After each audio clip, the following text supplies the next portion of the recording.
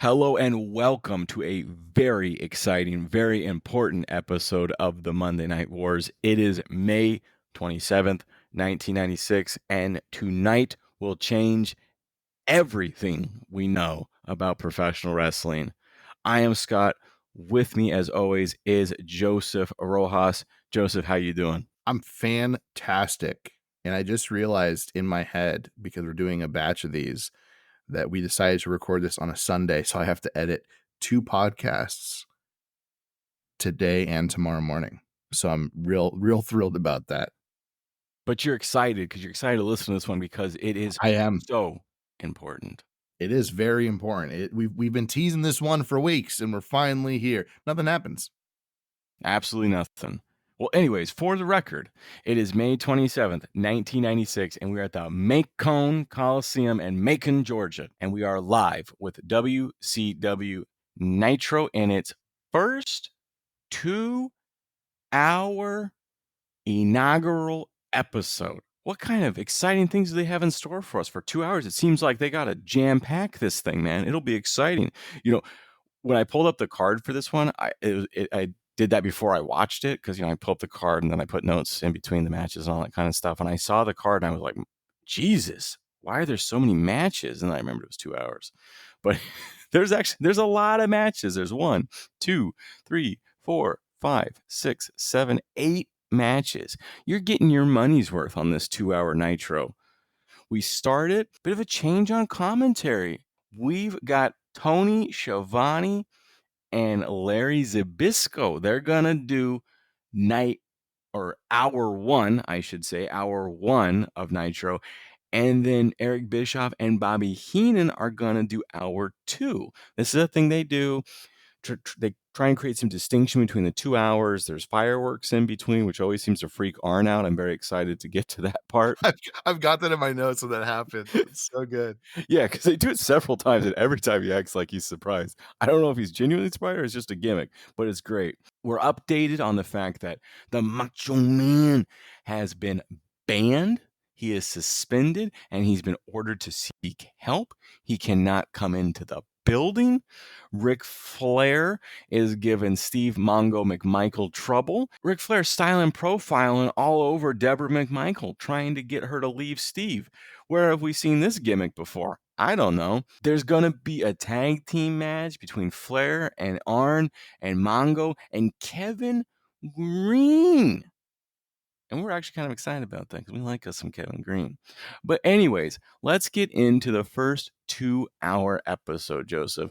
We got the first match, and it is a tag team match between the Four Horsemen, which is Arn and Ric Flair, with the ladies of Space Mountain themselves, Miss Elizabeth, and the woman, and they're wrestling the American males, Marcus Alexander Bagwell and Scotty Riggs. 12 minutes, 59 seconds, Joseph.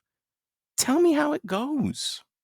So I really quickly do want to talk about the fact that Larry Zbyszko is on commentary, like you said. For some reason, I've noticed as we've kind of done a bunch of research and started to kind of look at all of WCW these years, for some reason, people don't like Larry Zbyszko on commentary. I strongly disagree. I think he's a great addition. I think him and Tony Schiavone work really well together. I enjoy him, and he starts off in this with just a fire match. I enjoyed this match. It's a great way to start the show for WCW Nitro for their first 2 hour program. You have obviously the two horsemen with Flair and Anderson, and then you've got the American males who are incredibly competent, dare I say, a good tag team. And Flair and Anderson are two of the greatest ever and are consummate professionals in the ring.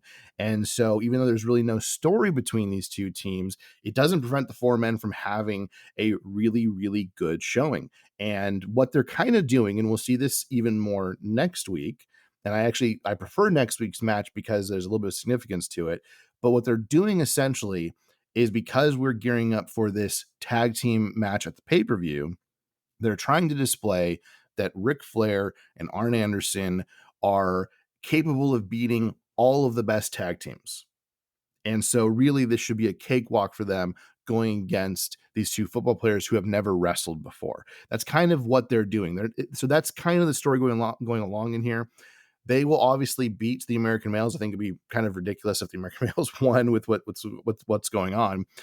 There's a moment where a woman gouges Marcus Bagwell's eyes, and the ref is right there, and he doesn't call a DQ. And I thought it was WWF that was having the problem with officiating. Heyo. Anyways, it was really weird. It was just kind of a little sloppy. Anderson sneaks in a DDT, and Flair picks up the win. Right after this happens, it just goes right into it. And they're going to start doing this in WCW, and I really like it. Like, match happens, interview happens immediately, and it's a really nice segue. Flair goes right over to Mean Gene. He pours some champagne on his own head, and he goes over to Mean Gene, and Mean Gene interviews Arn and Flair. And Arn says, I never met a football player that I couldn't walk over to get to a better fight. I never met a woman that Ric Flair couldn't have just like that. And he snaps his fingers. It just so happens, McMichaels, it's your old lady. Now, we don't respect anybody that has to wear protective gear. When you come into our house, it's man to man, hand to hand. Keep that in mind when you come and see the Horsemen. Arn is so underrated on the mic, and he kills it here. And then Flair starts singing Afternoon Delight like you do, and calls Miss Elizabeth his sugar mommy. And just as a whole opening segment, this is so much fun. The American males really get a nice spotlight here. They have a great match. The match is fun. And then you have the post-match segment with this interview, and both men knock it out of the park. I can't believe you stole a Ric Flair promo from me. Noted. I will make sure to never steal a Ric Flair promo again.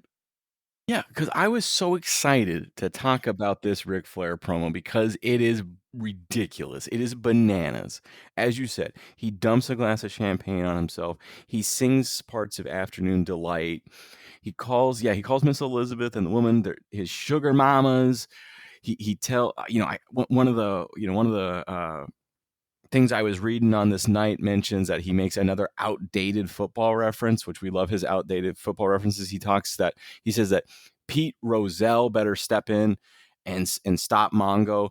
Pete Rozelle apparently hadn't been the NFL commissioner since 1989. We love those. There was a time when Ric Flair was very invested in football, and 1996 is not that time. But he knows, man. He knows things. But you're right. This is really kind of a warm-up match, right? It's showing that Arn and Flair can beat the tag teams, their tag team excellence. And yeah, they win via kind of underhanded tactics, but that's how they win. They don't care how they win. They lie, they cheat, they steal. They will get a win no matter what. Man, Eddie should have been in the Four Horsemen, bro. I was just thinking, I was like, they got Latino heat? That would have been so good, though, if Eddie was in the Four Horsemen. That would have been good. Anyways, after that, we get another promo. This time, we get a montage of Mongo and Kevin Green, and they're working out. They are getting ready for this match. And you and I love us some Kevin Green. This dude is way too into this. Like, Kevin Green should be the dude that's wrestling, should become the wrestler, not Mongo, because this dude is electric. I'm not kidding. Like, I think people think I'm probably joking about this. I'm not. He's so happy to be there. He's so into it. He's having such a good time, and we really enjoy him. And he's actually not a terrible wrestler. I mean, for a guy who, when we get to his match, not bad. He does what, he doesn't know a ton of moves, but the ones he does, I think he does fairly well. So I'm pretty excited about it. For someone who has no experience, he does a great job, right? That's especially when you get to like the next few years, the idea of a celebrity wrestling becomes more and more prevalent, and it actually becomes something that becomes embarrassing to watch. Where when you find out a celebrity is going to be in a match, that's the bathroom break match. It's not going to be good. It's going to be a waste of time. And it gets so bad that it really isn't until I think it's like 2019 or whenever it was that Pat McAfee has his first match in NXT against Adam Cole, and no one expected it to be good, and he puts on a show. And now it's kind of a standard. If you're going to be a celebrity and you want to be in a wrestling ring, you have to bring it. And so you have like Logan Paul, who, say what you will about him personally, it doesn't really matter. In ring, he is fantastic. and it's become kind of He's a great an heel exception. because Yeah. he's a real life heel. Yeah, it's kind of become the expectation, which is nice, but we're not there. We're not there. This is to see anybody go in and have a good match, or at least a competent one, is impressive in this day and age. 1996. So Kevin Green really had, and you mentioned, him just being happy to be there. He's got charisma off the charts. So there's one moment in this. I gave this a C because there's not really a whole lot to it other than working out.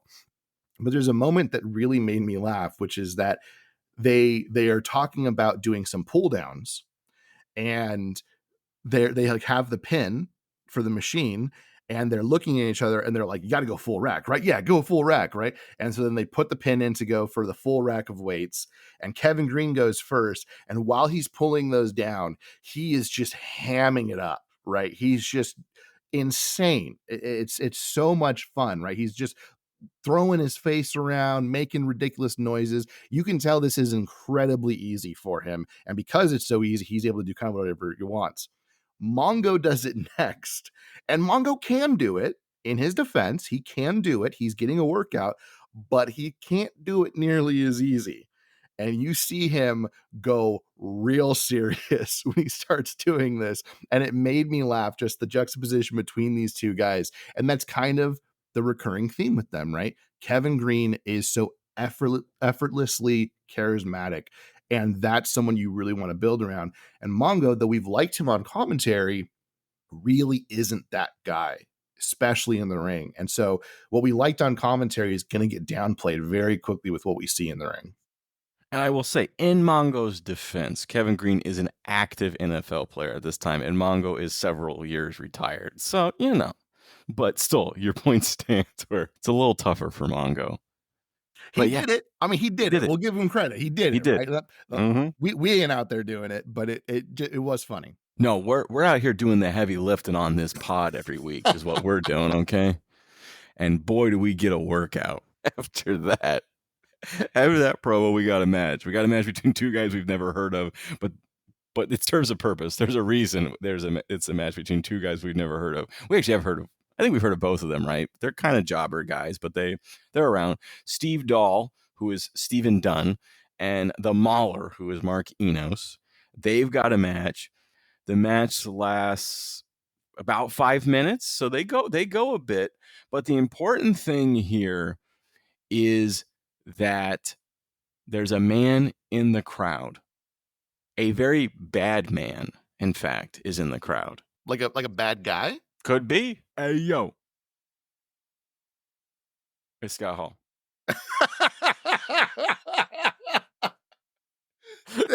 Oh, man, what a letdown. I know. That was it, man. You weren't expecting that. Expect the unexpected. You never know what's going to happen in the WCW WWF Monday Night Wars podcast. I think I added an extra W. We're going way back to the WWF, bro. Yeah, man, let's do it. Anyways, Scott Hall is in the audience. And he's Scott Hall because he can't be Razor Ramon anymore because WWF owns the Razor Ramon name. But he's here. And he jumps the guardrail and says he wants a microphone. And this stops the match. Steve Dahl just kind of leaves. Colonel Parker tells the Mauler to leave. There's like, let's just go. I kind of love this, that he just interrupts his match. The guys don't know what to do. They sell it really well. Like, what is this? Why is he interrupting our match? I guess we'll just go because no one's stopping him. And he gets the mic. He wants to talk to Billionaire Ted and the Nacho Man and Scheme Gene, because while we know who he is, Joseph, we don't know why he's here. Ooh. I bet you got a lot of notes on this. I'm going to let you give us some of the highlights. So he comes out. I mean, it's a very quick promo, really, all things considered. He comes out, he says, you people, you know who I am, but you don't know why I'm here. I don't really have a Scott Hall impression, so sorry, guys. Got a great one. Yeah, you do. It's phenomenal. Love it. So he says, where's Billionaire Ted? Where is the Nacho Man? That punk can't even get in the building. Me? I go wherever I want, whenever I want. And where is Scheme Gene? Because I got a scoop for you. When that Ken doll lookalike when that weatherman wannabe comes out here later tonight, I got a challenge for him, for Billionaire Ted, for the Nacho Man, and for anybody else in WCW. He does that little like hick thing, which is great. And then he goes, "Hey, you want to go to war? You want a war? You're going to get one." And that's the promo. It's short. We don't know what he's talking about. If you somehow have no idea what this is, you don't know what he's talking about. At the time in 1996, no one did know what he was talking about. And this is arguably the biggest moment in wrestling history. I mean, there's a lot that you can make a case for, but this one's definitely up there. This moment changes the whole fabric of wrestling and launches, again, arguably the greatest faction of all time, the well-known best period of wrestling, or at least the very, very least, the most profitable period of wrestling for sure. And the most time it was watched by any era. This moment is huge. And honestly, I'm just going to give some teasers. Obviously, we know who's going to be coming soon as well. Two people just left WWF, but we didn't know that at the time in 96. So you had the choice. This is delivered perfectly. You had the choice to basically take Razor Ramon, Scott Hall, or Diesel, Kevin Nash, and decide which one of them you wanted to come out first. And they chose the right person. You and I have talked about this a little bit. I would assume that kind of for both of us, our favorite person in the NWO is probably Scott Hall. He is the constant MVP.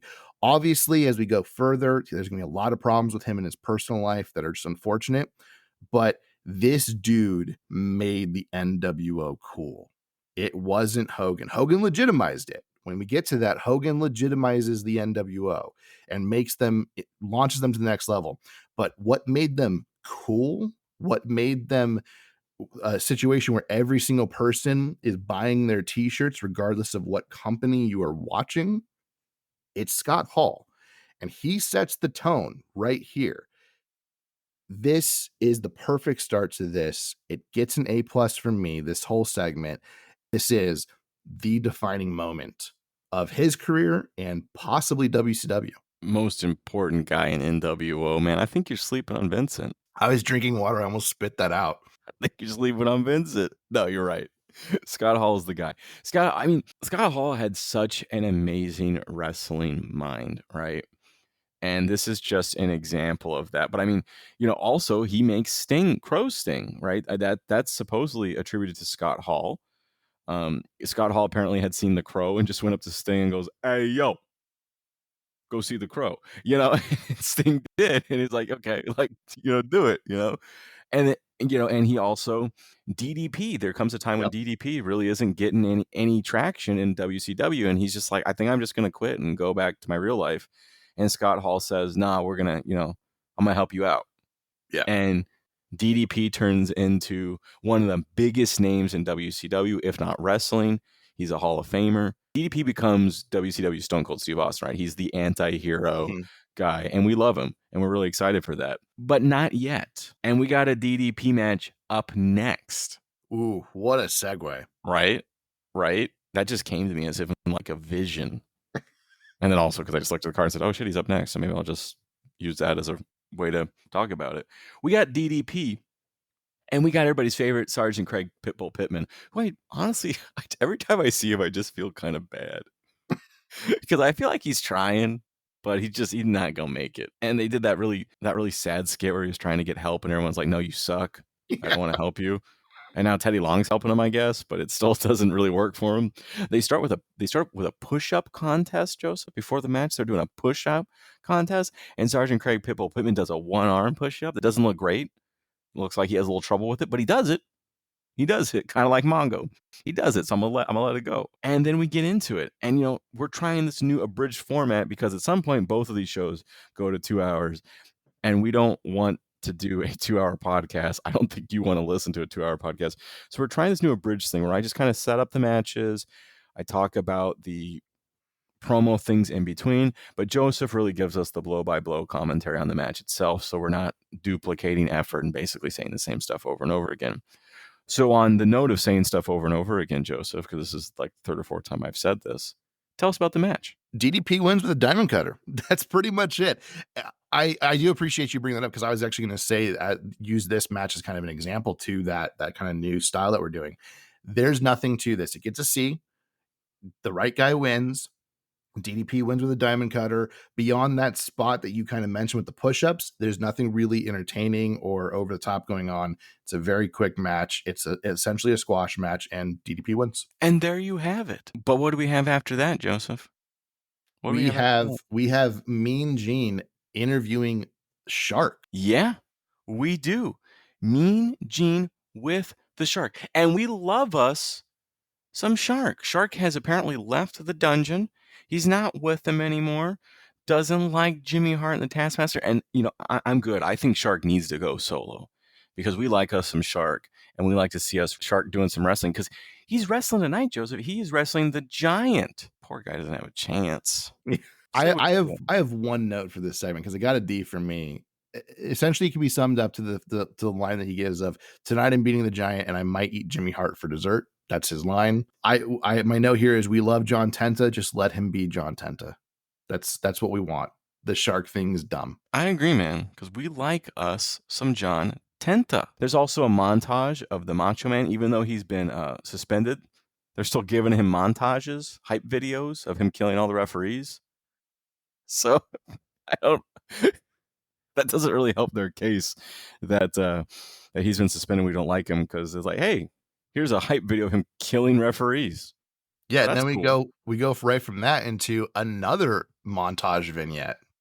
Yeah, then we've got a Hulk Hogan hype video that, my God, it is. I know I say this a lot, but it is peak Hogan in just how over the top and ridiculous it is because he talks about all of his famous friends and he talks about he did something with Sugar Ray Leonard and Hulkamania is running wild on the entertainment industry in Hollywood. And I guess they're doing this because Hulk's gone for a while.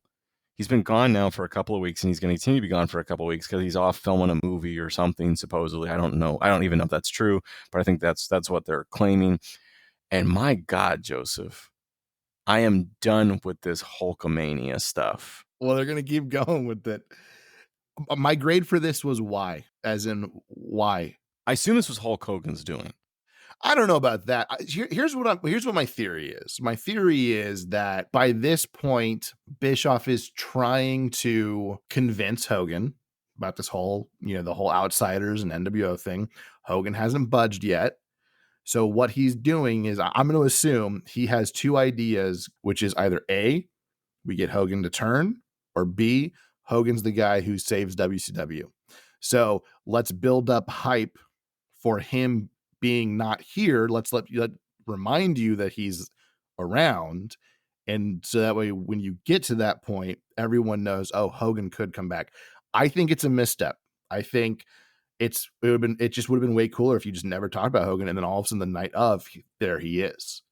Because again, no one fucking forgot Hogan. That's not going to happen. It could be 30 years from now and Hogan could walk into a freaking pay-per-view and people would lose their mind. He'd just be on like a wheelchair, just like, bro, wheelchair leg drop. Wheelchair drop. I'd watch it, bro. I would watch it. No, it's funny you mentioned that because, for some reason, my wife gets a real kick out of telling everyone that I do this podcast. Everyone we ever meet, like she just stops random strangers in the street to tell them that I do this podcast. I don't know if she's trying to, maybe she's trying to get a subscriber. So thanks. But I don't think that's what you were gonna say. But go ahead. I think she's trying to dog me, bro. But anyways, every person always goes wrestling. Like Hulk Hogan, everyone knows who Hulk Hogan is. No one's going to forget about Hulk Hogan. But for some reason, they felt like they needed to remind you, and it was terrible. And what else is terrible is what they do to my boy John Tenta in the next match.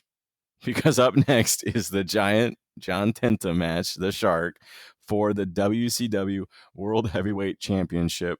It's 4 minutes, 1 second. During the match, Bischoff talks about Giants match with Luger at Bash at the Beach. So you know John ain't gonna win this one. Joseph, tell us about it. So Shark is billed from Tsunami. I never noticed that before. This is the first time I've ever realized it. Dungeon of Doom is the single worst thing in WCW to this point. Don't worry though, Vince Russo will reset the bar. That being said, Giant wins relatively easily. And then Big Bubba comes out of nowhere and starts cutting John Tenta's hair and shaving off his hair. And he does about half of his head, and that's it. That will become a thing. They will play into that later on.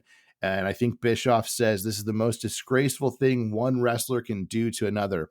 Apparently, he doesn't know very many backstage stories. It got an F. It's not good. Yes, it does push a rivalry between him and Big Bubba. Honestly, why don't you just have a match between them and then the same outcome happens? That would have made more sense, but whatever. Yeah. Again, this is just, we like John Tenta, and I don't like what they do to John Tenta. It's just kind of sad. I mean, I think he plays it really well. This turns into like a cut hair match kind of storyline, and I think that John Tenta plays it really well going forward. He keeps it that way, right? He's got the one side of his head cut and the other side not, and it's to remind him of the shame, to get him hyped for this match that going forward. And so I like the angle. I think John Tenta sells it really well, but it's also like, why are you guys doing this to John Tenta, man? He's had a great career. I don't like what they're doing to our boy. Also, this rivalry should have been him and the Booty Man. If you catch my meaning. I don't. Because Brutus the Barber Beefcake and the scissor thing. Then they would have gotten sued. I mean, they get sued anyway, so might as well just go for it. Oh, man. Anyways, I'm going to go for it to our next match. We got Lex Luger versus Max for the WCW World Television Championship. It's 5 minutes and 45 seconds, and I think everyone knows how this one's going to go. But Joseph, why don't you tell us how this one's going to go against this person we've never seen before? Luger wins. We actually have seen this person before. Max is spelled with 2 X's, and I would have laughed really hard if when Lex came out on his title card, it also had 2 X's. That would have been enjoyable, but they didn't do that because frankly, it's kind of stupid and they don't think about things like that.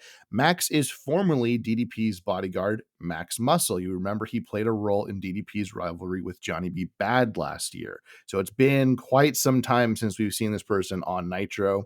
I'm sure they had him in some Saturday matches here and there, but they've kind of repackaged him. He's just Max now. Lex wins and Mean Gene interviews him to kind of build hype for his rivalry with the Giant. And Goofy Lex is gone. Lex tries to cut a very straight promo, and he does okay. Does all right. And really, the only interesting thing that he says is that he wants to face every big man in WCW before he faces the Giant. I guess it's like a Goku thing. Like if you just start going against everybody else, you'll power up. I don't know. It's whatever. It got a C for me. There's nothing inherently wrong with this. They will do this thing here, and we'll see it next week too, for sure. And I'm sure for the next few weeks we'll see it. Or because they're at this new 2-hour length, they're not quite certain what to do with that extra hour. So there's moments like this where you just kind of go, okay, and then you move on. Yeah, I don't think this is the worst. As you noted, this is the end, or at least seemingly the end of Goofy Lex, which is disappointing because we love us some Goofy Lex. It's not a terrible promo though. Like Lex does some bad promos. I don't think this one is bad necessarily. It's just look what they've done to my boy. They've taken Goofy Lex from us, and now I'm upset. Yeah. And you're right. They don't really know what to do with the second hour because after that, we've got a match between Bobby Walker and Brad Armstrong that goes for 4 minutes and 26 seconds. Joseph, tell us about this Bobby Walker, Brad Armstrong match. Wow. It got a C for me. What they're doing here, I'm fine with, right? Obviously, this is a filler match. There's really no storyline to it. But what they are doing is their WCW power plant is starting to actually have people come from it. We're actually going to see a tag team next week, and they're directly from the power plant. So they're trying to create new stars, and Bobby Walker is the first one. Don't think it'll work. I don't remember him becoming anything. Brad Armstrong is kind of, Mr. Put him with anybody and he'll have a competent match. And that's exactly what they have here. It's a competent match, Got to see. There's no storyline. They're just kind of testing the waters with Bobby Walker. Yeah, nothing really more to say. After that, though, we get a quick break and we talk about the WCW magazine, where the kid gets the magazine, he's all happy, and apparently he's so happy he turns into friggin' Sting, man. I gotta get this magazine. That's pretty cool. You turn into Surfer Sting and you get the magazine, and you can talk. And they're talking about how the giant is evil and the woman's full of dirty tricks, and there's photos from Uncensored, man. How exciting. Did you get the WCW magazine as a kid? I'd never got that. If I had that in my house, my parents would have been very upset. That being said, the whole turning into Surfer Sting thing, that will happen. Like this exact ad, but with, the updated whatever's in the magazine, will happen well into Crow Sting. So even though he's no longer Surfer Sting, they'll still have him turning into Surfer Sting in this ad. And it's just like, y'all didn't have it in the budget. You had it in the budget for literally every wrestler in the world. You didn't have it in the budget to just update this ad. If it ain't broke, don't fix it, bro. Could you imagine the kid turning into Crow Sting, though? That would be kind of funny. Just beating everybody up with a bat. Yeah, just baseball bat and shit. And oh my God. After that, though, we got a Lord Steven Regal match. And I love me a Lord Steven Regal match. We got Lord Steven Regal versus Alex Wright. There's some fun.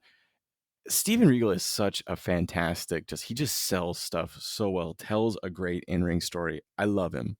I love you, William Regal. Come on the pod. Anyways, Alex Wright does a backflip to start before the match. Alex Wright does this backflip, which Steven Regal seems unprepared for. He kind of what? Kind of freaks out, hilarious. And then in response to this fantastic backflip, Steven Regal gives, I know it's your favorite, the pushing the bicep up with his finger. So good. And it's so good. Tell me about the match. Match got to be for me. After having quite a few squash matches in a row, this is a very welcome sight. It's a lot of high energy. It's the right outcome. Steven Regal is the person I feel that they should be pushing at this time. Alex Wright's very young. He's got plenty of time left in his career, theoretically. And Mean Gene, after Regal wins, Mean Gene interviews Regal, and Regal goes on to say, "You telling me how to live my life is like Quasimodo telling someone how to walk straight." I don't know why that was his reference, but I laughed out loud. It's ridiculous, and I love it. He then calls Alex Wright Junior Adolf, which is hilarious. Mean Gene says there's a youngster in the crowd giving Regal a half peace sign, which I thought was a very clever way to say you're getting flipped off. I liked that. Regal challenges Sting because he wants some recognition finally. He has not gotten. And beating Sting is how he'll get it. It's a great promo from Regal. It adds to this match. The whole thing got to be Regal is finally getting a character. Let me rephrase that. He's not getting a character. He's finally getting a push, a proper push to put him in the spotlight, which having the second hour allows them to do. So I really enjoyed that. Great work from everybody. Yeah, it's a great heel promo. He insults Americans. He makes that hilarious joke about Junior Adolf and how his father would be proud. I guess World War II veteran or something. Yeah, and he wants Sting. He wants the franchise. That's pretty exciting. I liked it. But Joseph, you missed one thing of importance, and I'm kind of disappointed that you didn't talk about it. What's that, Scott? That there was a Glacier promo. There is yet another Glacier promo. This time they actually say Glacier's name, so it's a little less mysterious than the previous ones. They're just, as opposed to the ice is coming or, getting cold or whatever the hell they've been doing. Now they're at least saying cold. I would love that. I don't know. Wear a jacket. It's getting cold. Yeah, wear a jacket. Put a jacket on. Glacier's coming. Dude, what if that was the promo? Put a jacket on. Glacier's coming. Somebody left the fridge open. Who left the fridge open? That would Here be we great. go again. That's a Tropic Thunder reference in case all you Gen Zers don't know. I was going to say millennials, but then I realized that's what we are. Yeah. Gen Zers. Are you a millennial? You count as a millennial, right? Yeah, I'm a millennial. Okay. Yeah. All right. Yeah, I think they call me a geriatric millennial. Dicks. Because I'm early. I'm like the first wave of millennials. But anyways, let's move on from that and talk about the main event. We got Scott Steiner We got Sting. We're told this is the first time these two have ever gone head to head against each other. That's exciting, Joseph. Tell me about it. It's a really good high energy match, even featuring Steiner diving off the top ropes outside of the ring, which honestly, he used to do things like that all the time. I saw somebody say he was a great wrestler before his steroids. That dude never was not taking steroids. Get out of here. So, for whatever reason, Bobby the Brain Heenan is way off on commentary. Like he really struggles for reason in this match. It almost is like this dude's having a stroke. And Bischoff kind of saves it by joking and asking if his mic died and he could give him another one. He could kind of play it off, and he kind of settles a little bit after that, but he really has a lot of trouble for like the first few minutes. Luger comes out to support Sting. Then Rick Steiner comes out to support Scott. Then hold on a second. Didn't we just establish a rivalry between the Steiner brothers and Fire and Ice like a week ago? And now the rivalry is between them and Lex and Sting. And then we have this awkward moment where Sting tries to suplex Scott Steiner to the outside. It almost ends horribly. And then Scott Steiner kind of quasi reverses it and he tries to do his own suplex when they're outside of the ring on Sting. Lex stops the suplex and rolls Scott into the ring, which gets Rick and Lex start pushing each other. And then eventually it just kind of breaks down and all men start fighting. It's a DQ. I don't remember if they actually declare a winner, if they just throw out the match. Look, for establishing a story, I'm okay with that. But I'm a little bit confused as to why they dropped the storyline with Fire and Ice. I kind of liked where that was going. Got a B minus for me. I like this for the most part, but the ending of this really wasn't kind of my bag. I really wasn't into that. We might be the only people in the world that like Fire and Ice. I don't know. Maybe that's just it. Because I was on the WWE 2K24 trying to download me an Ice Train, and there's only one, and it looks nothing like him. I'm very disappointed.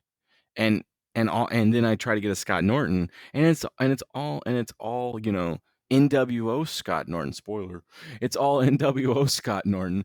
And where is my Fire and Ice, Joseph? I like those guys. And where is my Fire and Ice tonight? I'm upset. I'm mad. Can you tell that I'm upset? I can tell you're very upset. What could calm you down, Scott? More Scott Hall. Well, I think you're in luck then. Because we get some more Scott Hall. He comes out to the announce table, tells Bischoff he's got a big mouth, and that we are sick of it. Who's we? Bischoff says. Man, isn't that interesting? And then Scott Hall, he doesn't tell him who we is. He just says, we're taking over. And again, Eric says, who do you mean we? Again, he says, you want to go to war? You got a war. This is hot. This is real hot. And only made hotter by that big hairy chest of Scott Hall. It's a seductive man. What can I say?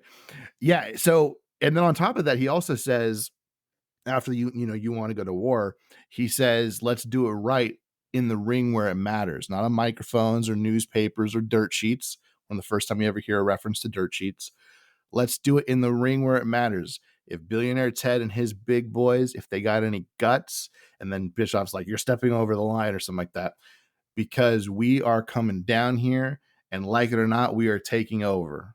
And what he wants is a 3-on-3 match, whatever 3 they want in WCW versus his 3. And right now we don't know who his 3 are. And that ends the show. And that got an A+ for me. It's fantastic. I'm excited to see more. But unfortunately, we don't get to see more until next week. Now we get to see WWF just flounder in response to this. Yeah. We're not quite at the 83 weeks. I think they win WWF wins one more night in the next couple of weeks, and then it's over. And then it's friggin' over. And the funny thing is, we actually don't think WWF is that terrible. It's pretty bad at the beginning, but then I think they start kind of actually getting a good rhythm going. But there's just no way they're going to beat the NWO when the NWO is at its peak. So let's get into them losing. Again, May 27th, 1996, at the Cumberland County Memorial Auditorium in Fayetteville, North Carolina, which is funny because we're a day it's a day after In Your House, Beware of Dog, and it's also a day before In Your House, Beware of Dog. because they have technical difficulties at In Your House. There's a thunderstorm, they lose power, and they have to do it again. They basically have to redo the whole pay-per-view minus 2 matches on Tuesday the next night. But both of those pay-per-views are in South Carolina. But here they're in North Carolina. This must have sucked for the wrestlers. The traveling that was required of this. I feel bad for them, man. This is why they were going to WCW, because they didn't require all this kind of stuff. Comes back to bite WCW in the ass, but it seems like a good deal for the wrestlers. Anyways, let's talk about it, Joseph. Let's get right into it. Because the first match, I know you're super excited about. Jesus I know Christ. I know you're gonna want to talk about it because your boy is in it. Your George Washington on your Mount Rushmore. The Ultimate Warrior is going up against Goldust. Remember they had a feud? Yeah, Got a feud with Taker, got a feud with Ultimate Warrior. Who doesn't have a feud with? Anyways, Ultimate Warrior feud. Goldust, Ultimate Warrior. Tell me all about this, man, because I know you just I'm sure you've got pages of notes. You know who he doesn't have a feud with? Tell me. Ahmed Johnson. Oh, wait. So this match gets an F. It's all bad. Gotta love Goldust. He's trying his best. Goldust is not about this match. Neither am I. Vince at one point apologized for the whole Beware of Dog situation. Warrior's throwing Goldust around everywhere because of course he does. Goldust goes to leave the ring, and then Ahmed Johnson brings him back to the ring. He kind of cuts him off, and he's like, nah. You're pretty damn far from okay. Ooh, I was going to do that. I might still do it. Go ahead. Well, there's a point where you can't do it. Trust me. There's a point where you can't do it. And so Goldust goes back in, and then, he starts going back. Somehow Goldust is simultaneously feuding with Warrior, Undertaker, and Ahmed Johnson. This is fucking what the fuck booking. And then it's a surprisingly lengthy match for Warrior. It doesn't make it good. It's just longer. And then Jerry goes to grab a director's chair, and I guess he mimes that he may target Warrior, but you never really see it. And then Warrior sees him, and then Jerry runs away, and it's like, oh, okay, what's going on? So now Warrior's feuding with Goldust, but now he's also feuding with Jerry. Goldust is feuding with Undertaker and Warrior and Ahmed Johnson, and Jerry's still always feuding with Bret Hart. I don't know, man. I don't know what's going on here. It got an F. It's completely convoluted. It doesn't make any sense. It wasn't entertaining. It was all bad. And it's just an awful way to start your show. And what you don't know is going to be a groundbreaking show for WCW. Yeah, I mean, I feel like this whole match was pretty damn far from okay. And yeah, I mean, it's a Warrior match, right? Maybe they had their time in the 80s, but they don't work anymore. He's Hulk Hogan on cocaine, or maybe more cocaine, because I don't know, allegedly. Yeah. Anyways, allegedly, because I mean that's all he does. He just nothing's everything, and then he hulks up, and then he wins. And this whole thing was nuts because, like you said, Ahmed comes out. And then Jerry's doing something. I guess Jerry and Warrior now have a feud. And I don't know. What I do know is that after that, Ted DiBiase tells Savio Vega that he ain't going to win. Again, we're in this weird place because we had Beware of Dog last night. And we have Beware of Dog again tomorrow night because of the technical difficulties. But they wrestled the entire pay-per-view. They did the pay-per-view last night. It's just only 2 matches got televised. The rest of them they did in the dark. And the Savio Vega Stone Cold Steve Austin Caribbean Strap match did happen. They even show us some highlights of them wrestling in the dark, or at least with very limited lighting. And Savio Vega won. And Ted DiBiase says that's bullshit. And I'm going to put my contract on the line. If Stone Cold doesn't win tomorrow, because we've seen all your tricks, I'm quitting the company. What did you think about that, Joseph? I gave it a D. My only note here is just let Austin talk. But they need to do it because this is how Ted DiBiase leaves the company. Ted goes to WCW, and this is how they do it. I get that, but also, what would you have done if the show had gone on as planned? Yeah, when did Ted tell them he was leaving? Yeah, I don't know. It's just whatever. I mean, it's fine. It's fine, but didn't enjoy it. Also, I was coming off the low that was the previous thing, so I was definitely not in a great headspace going into this one. You were just in a bad place when you saw it. Yeah, Kind of 100%. like when you watch Big Bang Theory. That's a running inside joke, ladies and gentlemen. So you'll probably hear that for a while, and we're not going to explain it. So just get on our level. Anyways, after that, we've got the Smoking Guns and the Body Donnas, which I think are officially WWF's only two, I feel, legitimate tag teams right now. What'd you think of this one? Got a C- for me. Hillbilly Jim is on commentary, and Sonny has now left the Body Donnas for the Smoking Guns. This is kind of the start of a story for Sonny that WWF really never completely pulls the trigger on, and now she only manages champions.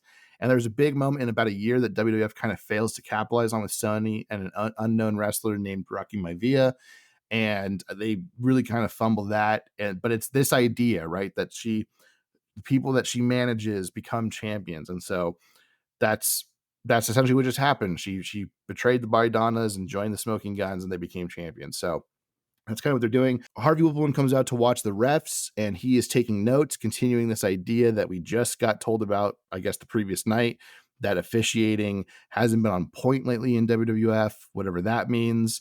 And Jerry Lawler compares Hillbilly Jim to Annie Devine, who Lawler acknowledged died 20 years ago. This is an incredibly niche Western reference. Jerry Lawler is like Walter Brennan, but not charming. Phineas Godwin comes out and she I can do it too, damn it. You're going, man. I can do it too. Phineas Godwin comes out as he is infatuated with Sonny, and then Hillbilly Jim kind of walks him back, and there's a distraction, and then the Guns win. It got a C- for me. They're trying to make some stuff work. It's just not great. It's definitely, I guess, better than the two previous things we've watched. Yeah, I mean, they're both competent tag teams, and so that's fine. But yeah, I mean, the match was fine. They're competent tag teams, but it's not a good night for WWF. And like you said, I like this new Sunny angle. They just never really. I don't think the angle we think they have. I don't know if they know they have the angle because it's never really spoken to. But like, she only dates, she only goes with champions, right? And as soon as you lose the titles, she's done with you. And I like that kind of angle, but like, she's doing that, but I don't know if they ever really acknowledge that she's doing that. Do they know that this is the gimmick? I think they're trying that, but they don't execute it well, right? Like there should be kind of a storyline going on with it where it's like, she has her eyes set on someone who is, a good-looking young talent, and they're not a champion yet, but she can promise them that if they kind of join the dark side, she will make them a champion, right? And part of the dark side, kind of unspoken, is you kind of have to date her and all that stuff, which I guess really isn't much of a punishment. But you get my point, and they can make that work, but they never do that, right? They never go into that length. It's more just her chasing people instead of people realizing that they have the drive and want of a championship. So they decide to make the choice, which is what should happen. And then you can really kind of make her like the next sensational Sherry. She can be the next person who, anytime she manages somebody, it's an important move for that person. But they never do that. They never figure that out. And then, of course, Sunny, all that happens with her. But if they had figured it out here, they could have made her somebody really, really more important than just, oh, look, she's hot. Yeah, I mean, the whole thing's really a car crash. Jesus Christ. After that, we recap last night's main event, which was the second match because everything else was cut out. So you got the first match and the main event. And Shawn wins. Well, Bulldog wins, I guess. And then Shawn wins. Everybody wins, right, Joseph? Who knows? Yeah, I guess, they show the recap, and Bulldog, I guess in theory, wins. They raise his hand, his music plays, and then there's another Earl Hebner comes out and says, wait, not so fast. Sean's the actual winner, raises his hand. Diana has the title. She's trying to leave with it. Gorilla Monsoon takes it and says, no, both of their shoulders were down. So it's a double disqualification or something. And Sean gets to keep the title in that regard. So Sean still has the title. So there we go. Okay. Whatever. After that, though, is our main event. We got Ahmed Johnson, we got Vader, and most importantly, we got Owen Hart on commentary. Joseph, tell me about this one. Yeah, you said Owen is on commentary. He kind of looks like Michael Douglas in Falling Down here. How's that for a timely reference, Jerry? Anyways, Lawler, let's see. Owen talks about how British Bulldog should be champ. I thought that was good. I like what Owen does on commentary. Lawler calls this match the Irresistible Force versus the Immovable Object, which is a great line when it was delivered by Gorilla Monsoon at WrestleMania 3 in the Hogan versus Andre the Giant match. Not so great here. This is a heavy-hitting match, and honestly, one of Ahmed Johnson's better showings. I actually liked this. It got a B for me. He and Vader hammer each other throughout the match. Vader had his Vader bomb ready, but then decided to showboat and went for Vader moonsault, which Johnson dodges. Momentum goes Johnson's way, who pulls Cornette into the ring and spinebusters Vader. And then the ref is distracted, and Owen Hart goes and dives off the top rope and clobbers Johnson with his cast. And that allows Vader to steal the victory. And Ahmed Johnson, this was so debilitating that he is carted off. And that will go into our next segment. But as far as this match goes, and giving a kind of a believable reason for Ahmed Johnson to lose in this King of the Ring match, I'm for it. I thought they did a really good job. This is the one thing of this night that I'm like, yeah, okay. Yeah, I thought it was a good match. Vader and Ahmed Johnson. Ahmed Johnson's not the greatest wrestler, but he's okay. And Vader is a good wrestler who sells well. We had Owen on commentary, which was fun. When Jim Cornette gets dragged into it, that's when Owen springs into action. He yells, "Get your hands off my manager." And it's Ahmed with the cast, which sends him out on a stretcher. And then we get to Goldust. And I don't really know why Ahmed's so upset about this, because Ahmed's he's messed up, man. He's out. And Goldust comes and gives him life-saving mouth-to-mouth resuscitation. I guess Ahmed Johnson wanted to die because he gets very upset by this, and he loses it. And then he beats Bob Holly's ass and starts going to yeah, he straight up chokes out Bob Holly. he's charging around for Goldust. He knocks some other dude down. He gets to Goldust's locker room, can't find him, and then he punches the cameraman. And that's how we end it. Heel Ahmed Johnson? Question mark? Well, no, it's not. He's not a heel because, get it? It's gay. Anyways, Johnson plows through a dude who is essentially Kmart Leaf Cassidy, which I laughed at when he did that. I honestly thought this whole segment was kind of fun. I enjoyed it. I mean, weirdly enjoyed it. It's not a cinematic masterpiece, but it was fun to me.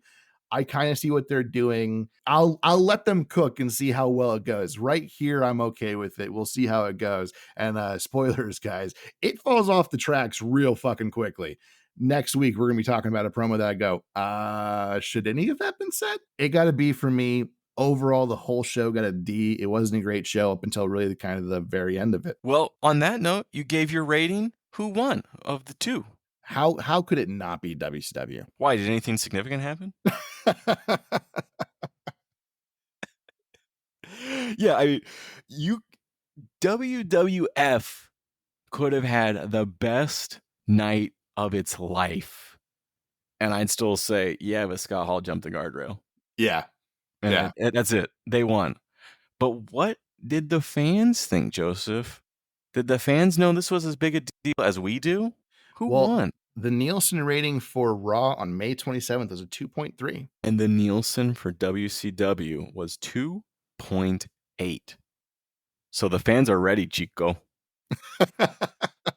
Another one for the good guys. Mm-hmm. Another one for the good guys. And then that's another one for us in the can, as always. That was beautiful. Yeah. That's a film reference, ladies and gentlemen, if you don't know, because they used to, they didn't used to put films on the DVDs. They used to put it in, they used to have actual film, and they put film in the can, and when they were done, they'd say it's in the can. That's a reference. My day. Yeah, exactly. Which wasn't even probably my day. I mean, I guess they had film when we were watching, but I don't even know if they were still doing the can stuff anymore. Whatever. I've gone on too long. That's it. Bye, everybody. Bye, guys.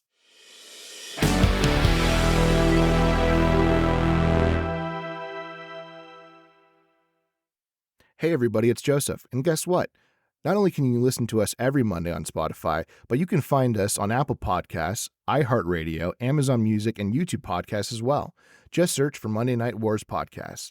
If you want to reach out to us, you can find us on Twitter at MON Night Wars Pod, on Instagram at Monday Night Wars Podcast, or just email us at mnwpodcast@gmail.com.